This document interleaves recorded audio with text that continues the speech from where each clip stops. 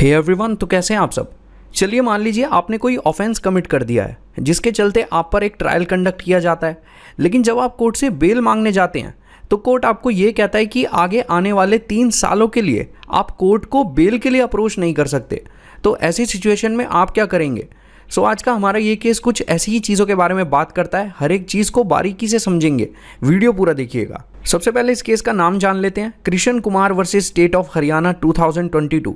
देखिए ये केस 2022 का काफ़ी इंपॉर्टेंट केस है क्योंकि ऑनरेबल सुप्रीम कोर्ट ने इस केस में कुछ इंपॉर्टेंट ऑब्जर्वेशंस हमारे सामने रखी हैं। केस से जुड़ी चीज़ों के बारे में जानने से पहले हमें कुछ टर्म्स और सेक्शंस के मीनिंग समझने होंगे जो हमें फर्दर केस समझने में हेल्प करेंगे। सबसे पहले जान लेते हैं कि बेल क्या होता है।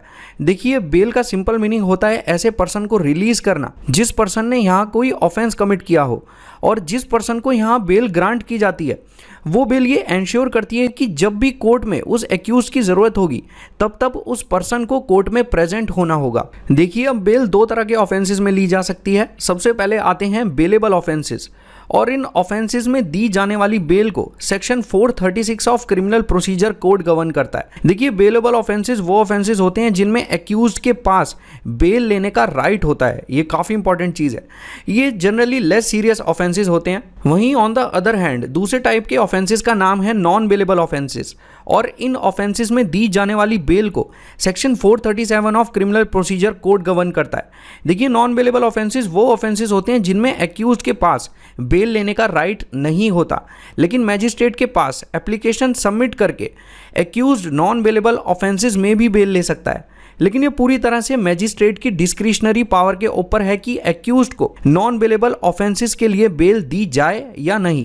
जो मैजिस्ट्रेट की डिस्क्रिशनरी पावर यहाँ डिराइव होती है बाय लॉ, और ये जो नॉन बेलेबल ऑफेंसेस होते हैं वो जनरली मोर सीरियस ऑफेंसेस होते हैं। चलिए अब डिफरेंट सेक्शंस को भी ब्रीफली समझ लेते हैं। Section 436 clause 1 of criminal procedure code ये कहता है कि जब भी कोई पर्सन किसी भी तरह का कोई बेलेबल ऑफेंस कमिट कर देता है जिसके लिए उस पर्सन को या तो अरेस्ट किया गया हो या फिर डिटेन किया गया हो किसी वारंट के बिना, एक ऐसे पुलिस ऑफिसर के द्वारा जो पुलिस ऑफिसर किसी पुलिस स्टेशन का इंचार्ज हो, और या तो वो पर्सन कोर्ट में अपीयर हुआ हो या कोर्ट में लाया गया हो, तो ऐसे पर्सन को बेल पर रिलीज किया जा सकता है। चलिए आपके साथ एक चीज शेयर करता हूँ। लॉ समझना इतना भी मुश्किल नहीं है अगर साथ मिलकर समझेंगे तो, और ये चीज तभी पॉसिबल हो पाएगी जब आप इस नोटिफिकेशन बेल को दबाएंगे और मेरी वीडियोस सबसे पहले पाएंगे। तो कर दीजिए क्लिक।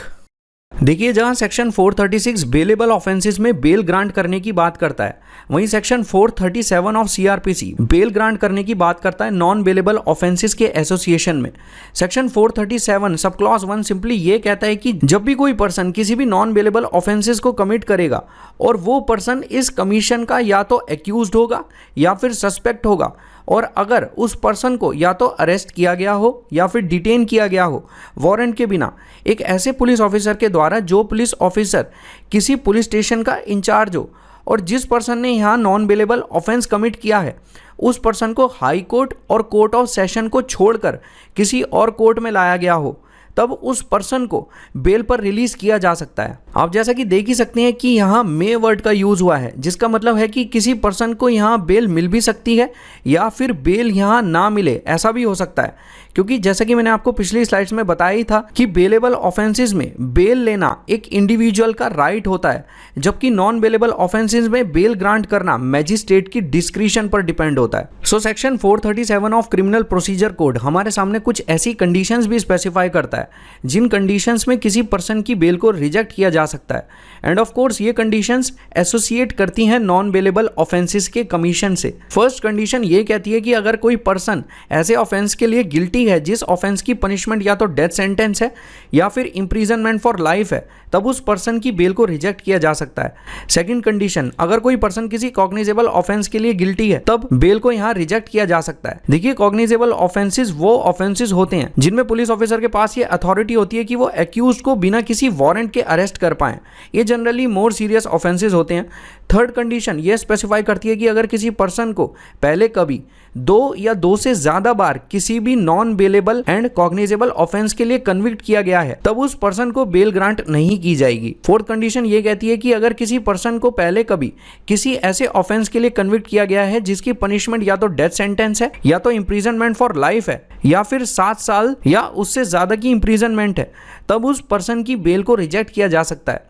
देखिए, भले ही सेक्शन 437 रिजेक्शन ऑफ बेल को लेकर कुछ कंडीशन स्पेसिफाई करता है, लेकिन फिर भी कुछ टाइप ऑफ पर्सन्स ऐसे हैं जो अगर नॉन बेलेबल ऑफेंसेस कर भी दे तो कोर्ट फिर भी उन्हें बेल ग्रांट कर सकता है। जैसे कि अगर कोई person under the age of 16 years है, या कोई वुमेन है, या फिर कोई ऐसा पर्सन है जो कि सिक या इन्फर्म है, मतलब अगर कोई ऐसा पर्सन है जो कि फिजिकली फिट नहीं है, या अगर कोर्ट सेटिस्फाई हो जाता है किसी पर्सन को बेल पर रिलीज करने के लिए, तब कोर्ट के द्वारा यहाँ पर्सन्स को बेल पर रिलीज किया जा सकता है। चलिए अब इस केस से जुड़े कुछ फैक्ट्स और ये केस किन किन चीजों को कवर करता है ये भी जान लेते हैं। तो इस केस में एक एक्यूज्ड एप्लीकेशन फाइल करते हैं Punjab and Haryana high court में अपने सेंटेंस के एग्जीक्यूशन को सस्पेंड कराने के लिए।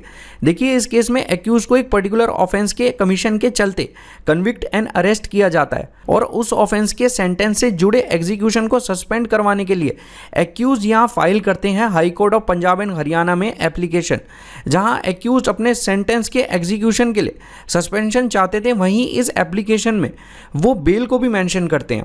सो जब accused Punjab and Haryana high court में एप्लीकेशन फाइल करते हैं तब हाई कोर्ट एक्यूज की उस एप्लीकेशन को डिसमिस कर देते हैं and high court of Punjab and Haryana एक जुडिशियल ऑर्डर पास करते हैं जिसके अकॉर्डिंग एक्यूज्ड आने वाले 3 सालों के लिए हाई कोर्ट को बेल के लिए या suspension of execution of sentence के लिए अप्रोच नहीं करेंगे और ये टाइम पीरियड शुरू होगा from the date of conviction. जैसा कि आपने देखा कि high court of Punjab and Haryana ने बेल को और suspension of execution of sentence को टाइम बार कर दिया। सो जब high court of Punjab and Haryana ने bail and suspension of execution of sentence को टाइम डिबार कर दिया और एक्यूज की एप्लीकेशन को रिजेक्ट कर दिया, तब इस केस को अपील किया गया in the honourable supreme court. So honourable supreme court ने इस केस में कुछ इंपॉर्टेंट ऑब्जर्वेशंस लेट डाउन की हैं इस ही टाइम डिबारमेंट के कॉन्सेप्ट से रिलेटेड। ऑनरेबल सुप्रीम कोर्ट यहाँ ये कहती हैं कि बेल पर रिलीज होना और सेंटेंस के एग्जीक्यूशन को सस्पेंड करना और उसी रिगार्ड में एप्लीकेशन फाइल करना, ये एक्यूज के स्टैट्यूटरी राइट्स हैं जो कि उन्हें मिलने चाहिए। और जब हम किसी चीज़ को ही टाइम डिबार कर देंगे तो एक इंडिविजुअल अपने स्टैट्यूटरी राइट्स को कैसे एक्सरसाइज करेगा।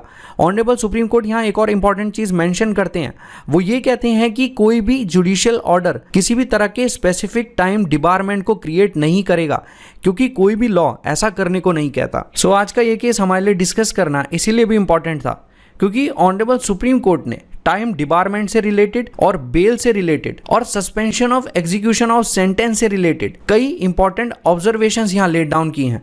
सो मुझे उम्मीद है आज की वीडियो आपको अच्छी लगी होगी। जिस इन्फॉर्मेशन को आप यहाँ गैदर करने आए होंगे वो आपको मिली होगी। Have a great day.